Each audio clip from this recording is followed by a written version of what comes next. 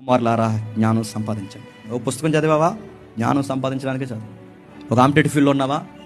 రేపొద్దు నీ సొసైటీకి 4 మాటలు చెప్పేంత జ్ఞానం సంపాదించాలని సబ్జెక్ట్ని ఆ వ్యూలో కూడా చదువు. నేను చూస్తే అనిపించాలి వీడు చాలా అవసరమైన అబ్బాయి రా అని. అలానే చదువు, అలాగే ఉద్యోగం కొట్టు, అలాగే నిలబడు. దేవుడు చెప్పుకున్న కుమారుల వర్ధన్లు, నేను ఉన్నతమైన స్థాయి, నువ్వు కోరుకున్న ఉద్యోగం అని చెప్తాను. నువ్వు దాన్ని ఎత్తుకుని వెళ్ళడం కాదు, అదే నేను ఎత్తుకున్నాను. మీరు ఏ కాంపిటేటివ్ ఫీల్డ్ ఉన్నారు మీరు రాసి పెట్టుకోండి. ఈ ఎథిక్స్ మీరు ఫాలో అవ్వండి. ఈ దేవుడికి భయపడండి. మీ రూమ్స్లో ఉన్నప్పుడు, మీ క్లాస్ రూమ్లో ఉన్నప్పుడు, మీరు కాలేజీకి పోతున్నప్పుడు, లేదా మీ సెంటర్స్కి పోతున్నప్పుడు, మీ ఉద్యోగాలు ఎక్కడికి పోయినా ఈ భయభక్తులు కలిగి ఉండండి. ఆయన ఏళ్ళ భయభక్తులు కలిగిన వాడిని గోతులోని తీసుకెళ్లి సింహాసనం మీద కూర్చోబెట్టిన దేవుడి. ఆయన ఏళ్ళ భయభక్తులు కలిగిన వాడిని సింహాలను నోర్లు మూచేసి తీసుకెళ్లి సింహాసనం మీద కూర్చోబెట్టిన దేవుడి. ఆ రోజు ఉన్న దేవుడే ఈ రోజు ఉన్నాడు, ఈ రోజు ఉన్న దేవుడే రేపు ఉంటాడు, ఈ రోజు ఉంటాడు, నీతో ఉంటాడు, నాతో ఉంటాడు. నమ్మే నీ గొప్ప కార్యాలు జరిగించి, నీ తల్లిదండ్రులను గౌరవించి, నీ ఆశ్చర్య కార్యాలు జరిగించి, నీ తల్లిదండ్రులని దీవెనకరంగా నీకు వారికి మార్చే దేవుడు, గొప్ప దేవుడు ఈ రోజుకి దినమెల్లా చేతులు చేసి నన్ను పిలుస్తున్నాడు.